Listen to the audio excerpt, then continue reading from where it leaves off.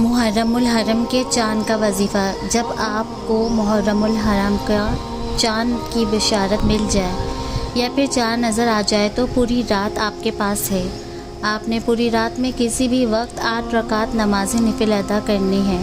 وظیفہ پڑھنے کا طریقہ، آپ نے یہ 8 نوافل 2 کر کے پڑھنے ہیں اور ان کی نیت ویسے ہی کرنی ہے جیسے آپ نماز کی کرتے ہیں، بس ان میں آپ نے نوافل کا ذکر کرنا ہے۔ ہر رکعت میں آپ نے سورہ فاتحہ کے بعد 11 مرتبہ سورہ اخلاص پڑھنی ہے۔ جب یہ 8 نوافل ادا کر لیں تو پھر آپ نے اللہ سے خصوصی دعا مانگنی ہے، جس مقصد کے لیے بھی آپ نے یہ عمل کیا ہوگا۔